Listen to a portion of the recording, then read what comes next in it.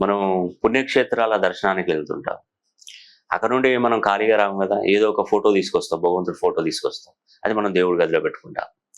కానీ మనం ఒకే రూపంలో ఉన్నటువంటి 2 ఫోటోలు గాని, విగ్రహాలు గాని మన ఇంట్లో దేవుడి గదిలో పూజించినా గూడా మనకు అరిష్టం అనేది కలుగుతుంది.